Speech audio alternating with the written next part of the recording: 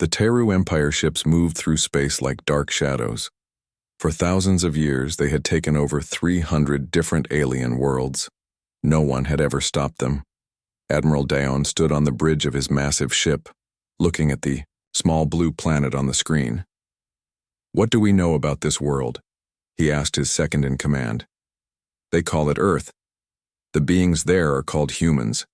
They have basic space travel, but have only reached their own moon, and the red planet they call Mars.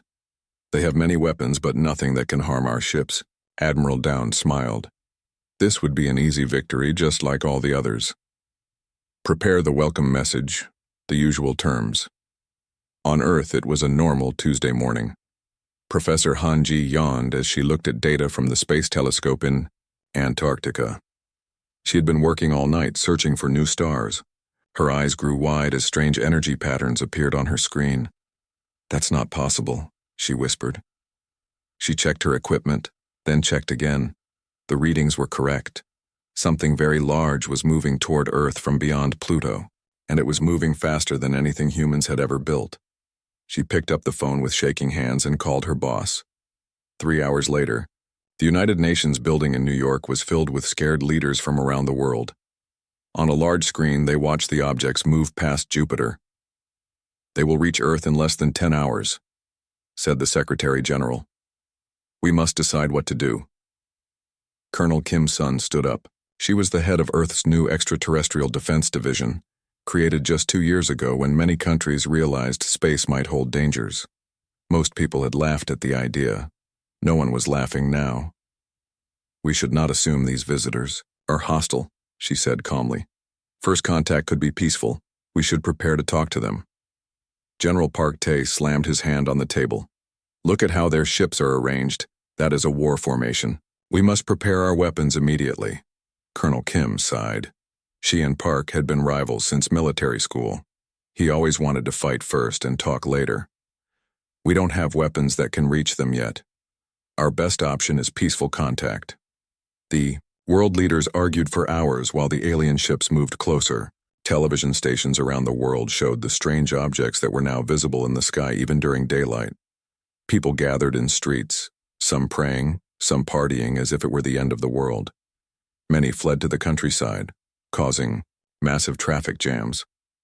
At the Mars research colony, the 50 scientists and engineers watched the alien ships approach with both fear and excitement. They would be the first humans to see the aliens up close as the ships passed Mars on their way to Earth.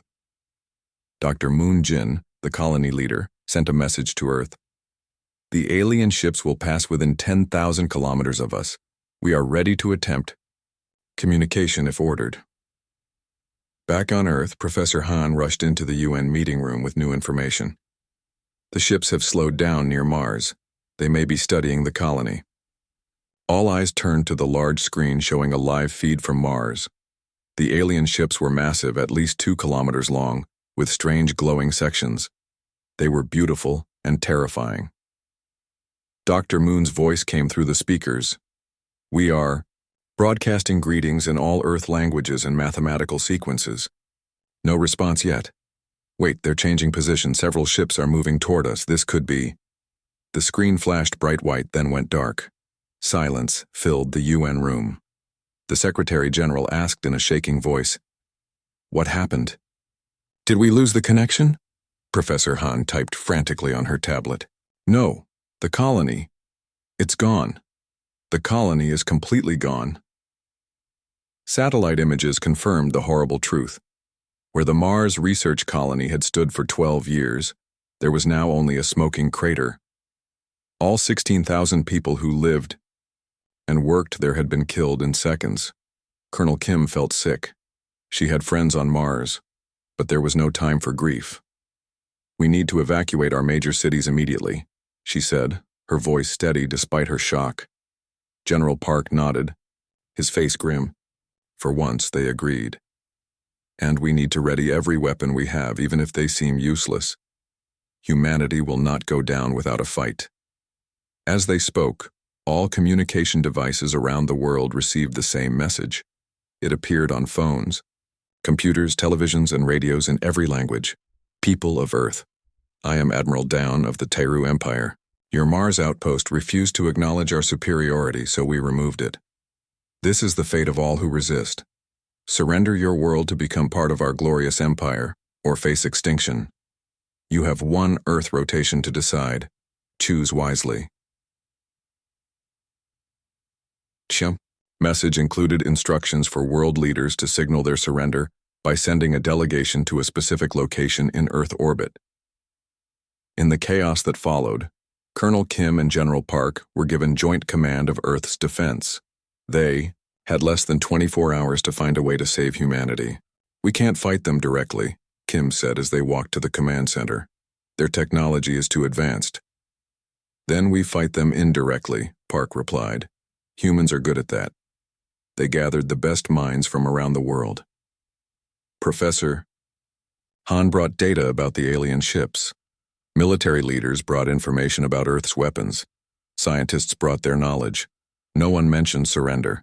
The aliens expect us to be terrified after what they did to Mars, Colonel Kim told the group, and we are.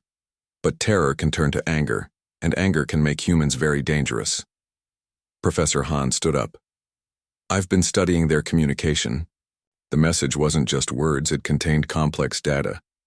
I think I've found something interesting about their ships. She showed them scans of the alien fleet. See this ship here? It's different from the others.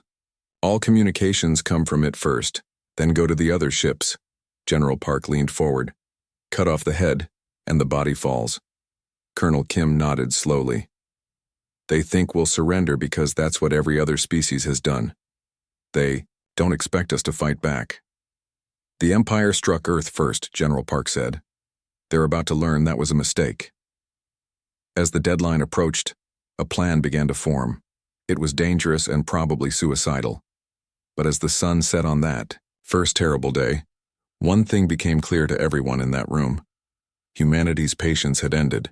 Colonel Kim stood at the window of the UN Command Center, watching the rising sun. In less than 6 hours, the Teru expected Earth's surrender. Behind her, world leaders argued loudly. We have no choice but to surrender, said the French president. You saw what they did to Mars. Surrender means slavery, replied the Indian Prime Minister. Is that what we want for our children? Colonel Kim turned away from the window. These arguments wasted precious time. She looked across the room where Professor Han worked with a team of scientists studying data from the alien ships. The door opened and General Park walked in. His uniform was wrinkled. Like everyone else, he hadn't slept since the aliens arrived. Any progress? He asked Kim. The leaders can't agree. Half want to fight, half want to surrender. General Park shook his head. We can't beat them in a direct fight. Their weapons are too powerful. Then we don't fight directly, said Kim. We need to be smarter, not stronger. Professor Han called them over to her computer. I found something, she said, pointing to energy readings from the Teru ships. They used massive energy to destroy Mars' colony, much more than needed. Why would they do that? Asked Kim. To scare us, said General Park. They wanted to show their power. Han nodded. Exactly, which means they don't know our capabilities. They're being careful. Or they always follow the same plan, said Kim slowly. Show overwhelming force. Demand. Surrender, take over the planet. Yes. Han's eyes lit up. I analyzed their message. The language pattern suggests they've said these exact words many times before. General Park looked thoughtful. So they have a script, a way they always do things. And they expect us to follow our part of the script, said Kim. To be so scared that we give up. The three looked at each other as an idea began to form. What, if we don't follow the script? Asked Han. A small smile appeared on General Park's face. The Teru might not know what to do next. Colonel Kim nodded. We need to surprise them. Do something they don't expect. They called the world leaders together to explain their plan. It was risky and might not work, but everyone agreed it was. Better than simple surrender. The Teru want a surrender delegation, said Colonel Kim. We'll give them one, but not the kind they expect. While the leaders prepared for their roles, Professor Han worked with military scientists on a special project. They had studied the data from the Teru flagship, the main ship that seemed to control all others. All commands come from this ship, Han explained, showing 3D images to Kim and Park. The other ships don't seem to act independently. Like a hive mind? Asked Kim. More like a strict chain of command, said Han. If we can disrupt it, we might have a chance. The hours passed quickly as they prepared. The UN building was now the center of Earth's defense efforts. Outside, the streets were mostly empty. Most people were in shelters or had fled to the countryside. Those who remained watched the sky where the Tairu ships now hung like dark stars, visible even in daylight. 1 hour before the surrender deadline, Colonel Kim addressed the special team selected for the mission. "You 12 are the best pilots and soldiers on Earth," she told them. "Your job is the most dangerous and the most important. While the surrender delegation distracts the Teru, you will board the flagship." Captain Lee Jun, leader of the special Toyo team, stood tall. "We won't let you down, Colonel." Kim looked at each face. These brave men and women might not return. The future of humanity depends on you. But remember, this mission is about disruption, not destruction. You're not there to win the war today. You're there to show the Tairu that humans don't surrender easily. General Park entered the room, now dressed in civilian clothes. "The transport is ready." "You don't have to go personally," Kim said quietly to him. "Yes, I do." Park's voice was firm. "I won't ask others to take risks I won't take myself." As Park left to join the surrender delegation, Kim turned to Professor Han. "Will the cloaking technology work?" Han looked nervous. "In theory, yes. The Teru ships emit a specific type of energy our devices can mirror and bend around our shuttles. But we've never tested it against actual alien technology. Today will be the test," said Kim. At exactly the time the Tairu demanded, a large transport ship lifted off from Earth, carrying what appeared to be a delegation of 30 world leaders. The ship was unarmed and moved slowly toward the meeting, point in orbit. At the same time, Captain Lee and his team launched in 12 small shuttles from different locations around the world. These shuttles were covered in the experimental cloaking material designed by Han's team. To the Tairu sensors, they should be invisible. Colonel Kim watched from the command center as all ships moved into position. Professor Han sat beside her, monitoring the energy signatures of the alien vessels. "The flagship is opening a docking bay for the delegation," Han reported. "No sign they've detected our stealth shuttles." "Captain Lee, status?" Kim spoke into her headset. Approaching the flagship from below, came Lee's quiet voice. "No reaction from the enemy. Cloaking appears to be working." Kim took a deep breath. "General Park, are you ready?" "In position," Park replied from the transport ship. "The Teru have sent instructions for our boarding. They're quite confident, Colonel. Their message says to prepare for the honor of submitting to Admiral Dayon himself." "Let's show Admiral Dayon what humans think of submission," said Kim. As the transport ship docked with the Tairu flagship, the 12 stealth shuttles moved into position around the massive alien vessel.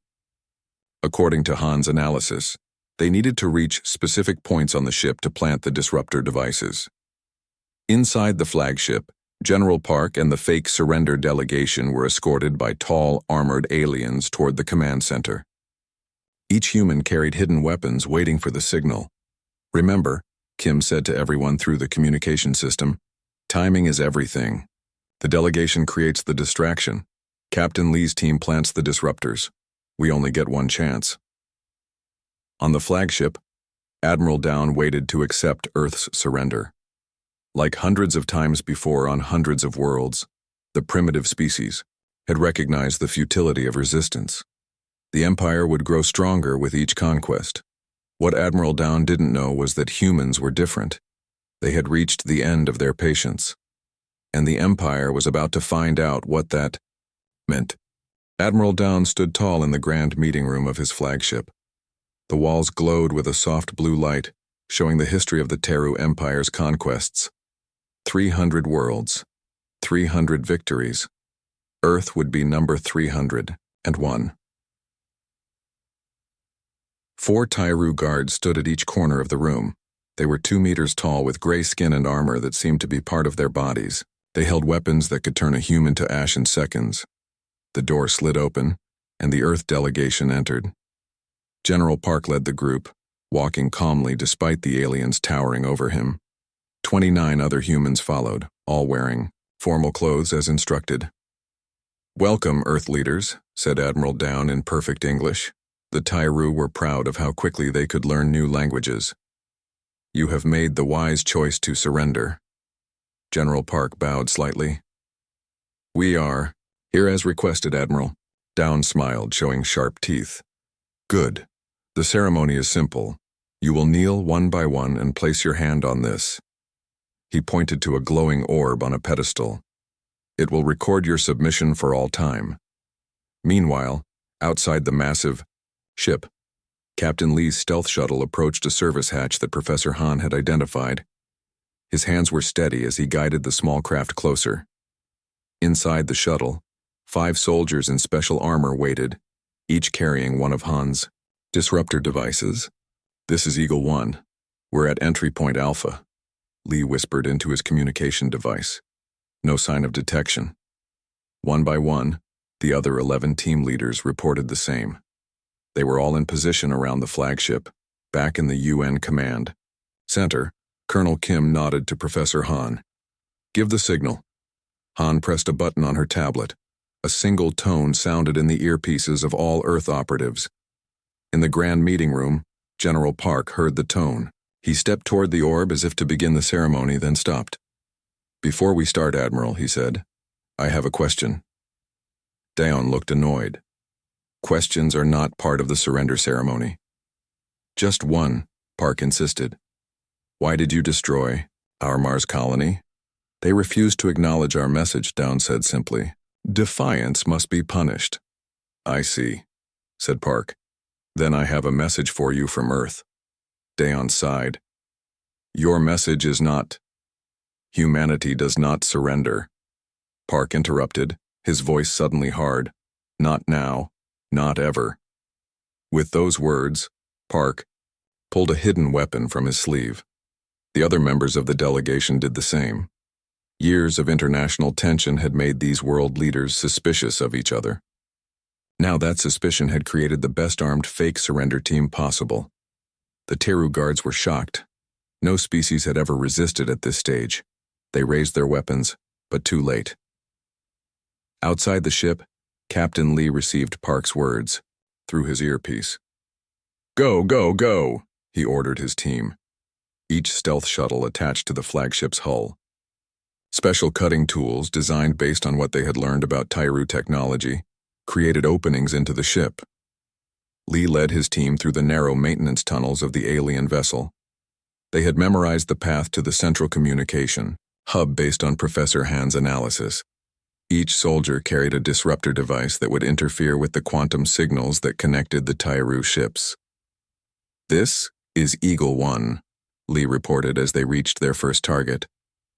"Planting disruptor 1. Similar reports came in from the other teams as they placed their devices throughout the massive ship. In the grand meeting room, chaos had erupted. The human delegation had taken cover behind the heavy ceremonial furniture. The Tyru guards fired their weapons, but the humans were surprisingly quick and accurate with their own guns. General Park spoke into his hidden microphone as he fired at a Tyru guard. "Kim, status?" Colonel Kim's voice came through clearly. "Captain Lee's team is placing the disruptors. We need 3 more minutes." "We'll give you 5, Park replied, ducking as an energy blast hit the wall behind him. Admiral Daon had retreated to a protected area at the back of the room. He was speaking rapidly into a communication device, calling for reinforcements. Back on Earth, Colonel Kim watched the operation unfold on multiple screens. Professor Han sat beside her, monitoring the status of each disruptor device. "The first, disruptors are active," Han reported. "I'm detecting changes in the Teru communication patterns." Kim nodded. "Start phase 2. Around Earth, hidden weapons platforms activated.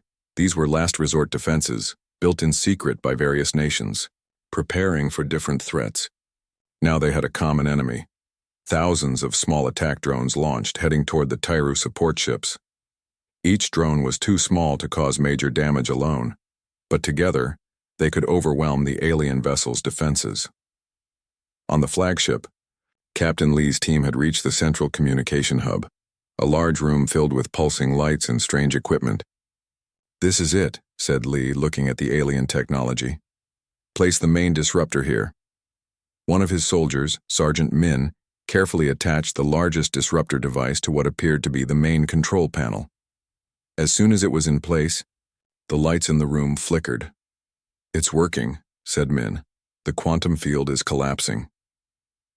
Throughout the flagship, the other teams reported similar results as they activated their devices. The Teru ship systems began to fail one by one. The grand meeting room. Admiral Daon stared in disbelief as his communication device went silent. For the first time in his long career, he felt fear. "What have you done?" he demanded of General Park, who stood confidently among the remaining delegation members. "We've changed the rules," Park replied. "You thought we would follow your script. You were wrong." On the smaller Teru ships surrounding Earth, confusion spread as they lost contact with the flagship. Without Admiral Daon's commands, the ship captains didn't know what to do. Their entire military was built on strict obedience to the chain of command. As the Earth drones reached the support ships, the Tyru defenses responded slowly and ineffectively. Some ships began to retreat to a safer distance. In the UN Command Center, Professor Han looked up from her screens with a smile. "It's working. The disruptors have broken their communication network. The support ships are pulling back." Colonel Kim allowed herself a small smile. "Remind all teams this is not a victory. It's just the beginning. We need to hold as long as possible." She opened a channel to General Park. "Status?" "We've secured the meeting room," Park replied. "Admiral Daon is cornered but not captured. We're holding our position as long as we can," Captain Lee reported next. "Communication hub secured. The flagship is cut off from the fleet. But the Tyru are trying to break through to our position." Kim nodded grimly. "Hold as long as you can. Help is coming." She looked at the screens showing Earth's military forces mobilizing worldwide. Fighters were launching, ships were sailing, and troops were moving into defensive positions. For the first time in human history, all nations were fighting together. The Empire had struck Earth first. Now, Earth was striking back, and the Tyru were about to learn that humans were unlike any species they had ever conquered before. Captain Lee pressed his back against the wall as energy blasts hit the door to the communication hub. His team had held this position for 20 minutes, but Tyru soldiers were getting closer. "How much longer do we need to hold?" asked Sergeant Min, checking her weapon. "As long as possible," Lee replied. "Every minute we keep these disruptors working gives Earth a better chance." The door shook as something heavy slammed against it. The Teru were trying to break through. Lee looked at his team. 5 brave soldiers who had volunteered for what might be a one-way mission. "Get ready," he said. In the grand meeting room, General Park and the remaining delegation members had created a defensive position using overturned tables and chairs. 3 world leaders had been killed, but they had taken down 6 Teru guards. Admiral Daon remained in his protected area, watching the humans with growing confusion. In all his years commanding the Teru forces, he had never seen this kind of resistance. "Why fight when you cannot win?" he called out to Park. "We control hundreds of worlds. Your resistance is pointless." "If it's so pointless," Park replied, "why are you hiding behind that shield?" Before Daon could answer, the lights flickered again. Captain Lee's disruptors were affecting more ship systems. Back on Earth, Colonel Kim watched as the situation developed. Professor Han worked frantically at her computer, monitoring the status of the flagship and the rest of the Teru fleet. "The support ships are in disarray," Han reported. "Without orders from the flagship, they don't know what to do." Kim nodded. "What about our drones?" "They've damaged 4 enemy ships. 2 have retreated behind Earth's moon." Kim allowed herself a small smile. The plan was working better than expected, but she knew this was just the beginning. The Teru controlled half the galaxy. They would not give up easily. She opened a communication channel to all Earth forces. All units begin Phase 3. Around the world, military forces that had been on defensive positions began to move. Fighter jets launched from hidden bases. Submarines surfaced and fired special missiles designed to reach orbit. These weapons were not powerful enough to destroy the Teru ships, but they didn't need to be. They just needed to keep the aliens busy and confused. On the flagship, Captain Lee heard a massive explosion nearby. The Teru had brought heavier weapons to break into the communication hub. "Fall back to position 2, he ordered his team. They had prepared for this. The main disruptor was set. Now they needed to protect it as long as possible. As they moved to their backup position, Lee saw something interesting. A damaged wall panel revealed strange technology, unlike anything he had seen in the rest of the ship. "Look at this," he said to Sergeant Min. "These components look different from the others." Min studied the exposed panel. They almost look human-made, but more advanced. Lee took pictures with his special camera and sent them to Professor Han. "Eagle 1 to base, check these images, something strange here." In the UN Command Center, Han received the images. Her eyes widened. "Colonel, look at this. The Teru technology. It's not all theirs."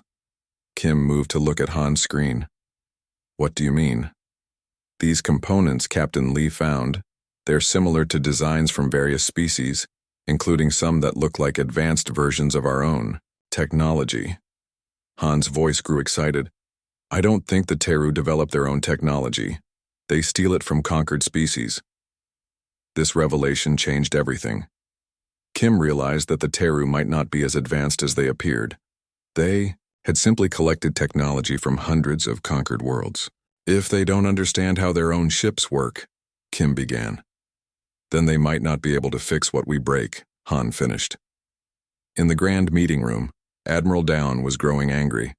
None of this was following the usual pattern of conquest. The humans should have surrendered by now. His ship systems were failing. His fleet was not responding properly. "Enough," he shouted, stepping out from his protected area. He was tall and imposing, with natural armor covering his body. "I will deal with this myself." He strode toward the human position, seemingly unafraid of their weapons. The human guns fired, but the bullets bounced off his armor. General Park stood his ground as the alien approached. "Admiral, you should know that we've already sent all your ship data back to Earth. Even if you kill us, humanity knows your weaknesses now." Daeon paused. "Weaknesses? The Teru have no weaknesses." "Everyone has weaknesses," Park replied. "And yours is that you've conquered so many worlds. You've forgotten how to fight an enemy who doesn't give up." Another explosion rocked the ship. Earth's forces were attacking from outside now, coordinating with the internal sabotage. In the communication hub, Captain Lee and his team were surrounded. Teru soldiers had broken through their defenses and were closing in. "Last stand," Lee told his team.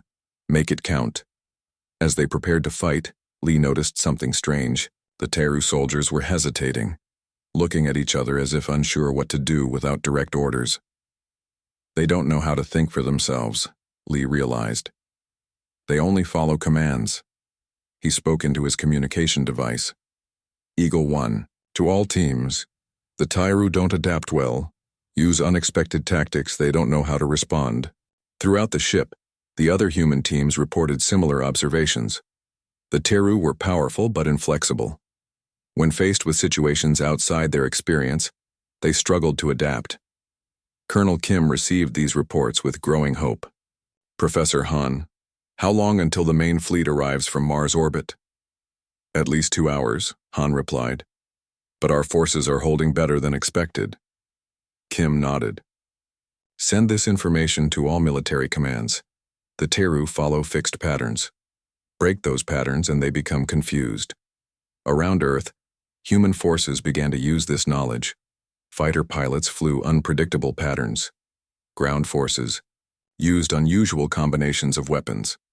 The small attack drones changed their approach vectors randomly. The Teru ships, already confused by the loss of communication with the flagship, struggled to respond to these unpredictable attacks. In the Pari, Grand meeting room. Admiral Down grabbed General Park by the throat and lifted him off the ground. Your resistance is impressive, the Admiral admitted, but ultimately futile. We control 300 worlds. We will control yours too. Park struggled to speak through Down's grip. You don't understand humans. What is there to understand? Down asked. You are just another species to conquer. We're the species that never gives up, Park gasped. At that moment, a massive explosion tore through the wall of the meeting room. A team of Earth soldiers in powered armor rushed in, firing advanced weapons at Daon and the remaining Tyru guards. The Admiral dropped Park and retreated, his armor now showing damage from the new weapons. Colonel Kim's voice came through Park's earpiece. General, it's time to go. We've done enough damage. Extraction teams are on their way to all positions. Park nodded, rubbing his bruised throat. What about the flagship? We're not trying to capture it, Kim replied. Just sending a message. As Earth forces began to pull back from the Teru flagship, they left behind one final surprise. Timed explosives placed at key points throughout the ship. The message to the Teru Empire was clear. Humanity would not be conquered easily. The Empire had struck first, but Earth had struck back harder than expected, and this was just the beginning. 1 year had passed since the Teru attack on Earth. Colonel Kim, now General Kim, stood on the observation deck of the space station, Defiance. Through the large window she could see Earth, beautiful and blue. It looked peaceful from space, but the planet had changed greatly in 12 months. The Teru flagship had been badly damaged in the human attack. Admiral Daon had survived, but many of his officers had not. The explosives planted by the Earth forces had destroyed key systems throughout the massive ship. Unable to communicate properly with the rest of the fleet and facing unexpected resistance, from the humans the Teru had retreated. It was not a victory, not yet. It was just the beginning of a much longer war. But that first battle had given humanity something precious. Time. General Park entered the observation deck. His throat still showed scars from Admiral Daon's grip. The defense satellites are all in position, he reported. Earth has a shield now. Kim nodded. How many ships do we have ready? 15 combat-ready vessels. Another 20 in final construction. It was an incredible achievement. 1 year ago, humans had never built spaceships for war. Now, they had a growing fleet of vessels created, using what they had learned from the Teru technology. Professor Han joined them, carrying her ever-present tablet computer. The new quantum drives are working perfectly, she said. Our ships can now travel as fast as the Teru. And the weapons? Asked Kim. Better than theirs in some ways, Han replied with pride. The Teru steal technology but don't improve it. Much. We studied their designs and made them better. This had been the most surprising discovery, and humanity's greatest advantage. The Tyru Empire had grown lazy over thousands of years of easy conquests. They took technology from conquered worlds, but rarely improved it. They had stopped innovating long ago. Humans, on the other hand, had never stopped inventing new things. Faced with extinction, Earth scientists had worked together in ways never seen before. Old rivalries between nations were forgotten as humanity united against a common enemy. The Alliance Council is meeting in 1 hour, Park reminded Kim. They'll want our latest updates. The Alliance Council was the new world government, formed after the Teru attack. It included leaders from all nations working together to protect Earth. I'll be there, Kim said. First, I need to check on Captain Lee's team. She left the observation deck and walked to the military section of the space station. Captain Lee, now Major Lee, was preparing for an important mission. General Kim, Lee stood when she entered the room. We're almost ready. Kim looked at the star map on the wall. It showed the known extent of the Teru Empire, covering half the galaxy. Against this vast empire, Earth was just one small planet. But now, there was hope. Is your ship ready, Major? She asked. Yes, General. The Reckoning will launch tomorrow. The Reckoning was Earth's first exploration ship. Its mission was not to attack the Tyru, but to find other species who might help in the fight. According to information taken from the Tyru flagship, there were hundreds of conquered worlds that might welcome liberation. "Be careful out there," Kim said. "We don't know how the other species will respond to humans." "We'll be diplomatic," Lee promised. "Professor Han's translation devices should help us communicate." Kim nodded. "Remember, we're looking for allies, not conquests. We're not like the Teru." Later, at the Alliance Council meeting, General Kim and General Park presented their reports on Earth's defenses. Professor Han explained the latest technological developments. "We've improved our shields based on Tyru designs," Han told the Council. "Our ships are now faster and better protected than theirs, but they still outnumber us 1,000 to 1, said the Council leader. "How can we possibly win this war?" "By being what they are not," General Kim replied. "The Tyru Empire is rigid and slow to change. They've conquered so many worlds that they've become complacent. They expect species to follow their script, to surrender after a show of force. We broke their script," General Park added. "That confused them, and will keep confusing them." Professor Han stepped forward. "And we have another advantage. I've been studying the data from their ship, and I found something interesting. There are signs of unrest within the Empire." She showed images from the Tyru communication system. Many conquered species are essentially slaves. They've been waiting for a chance to rebel. Our victory, small as it was, has spread through the Empire. We're becoming a symbol of resistance. The Council members looked at each other with new hope. "So we're not alone in this fight," said the Council leader. "We won't be, if Major Lee's mission succeeds," Kim confirmed. The next day, General Kim, General Park, and Professor Han stood in the launch control room of the space station. On the main screen, they could see the Reckoning prepared for its historic journey. "All systems go," reported Major Lee from the ship's bridge. "We are ready for launch." "You have clearance, Major," Kim replied. "Good hunting."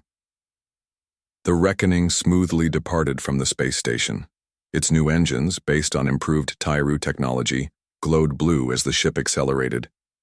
Within moments, it had disappeared into the darkness of space, heading for the nearest star system that might contain allies. General Park turned to Kim. "Do you think they'll find help out there?" "I believe so," Kim replied.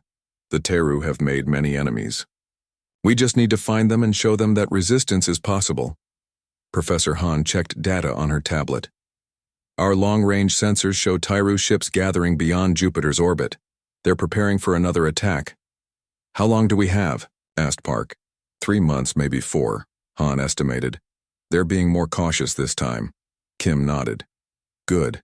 That gives us more time to prepare. The defense grid will be fully operational in 2 months, and our fleet grows stronger every day." They returned to the observation deck and looked out at Earth. Cities glowed on the night side of the planet. Despite the threat hanging over them, humanity had not only survived, but had grown stronger. "The Empire struck Earth first," said General Park quietly. "That was their mistake. They didn't understand what humans do when cornered," added Professor Han. "They thought we would surrender like all the others. But they found the end of our patience instead," said General Kim. "And now, they'll find what happens when humanity unites and fights back." As they spoke, the Reckoning was entering its first faster-than-light jump, carrying humanity's message to the stars. The Tyru Empire had ruled for thousands of years, but their days of easy conquest were over. A new dawn was coming for Earth and for the galaxy. The long war had just begun, but for the first time, there was hope. Humanity would not only survive, it would help free hundreds of worlds from the Empire's grip. The Empire had struck first, but humanity would strike last. The end.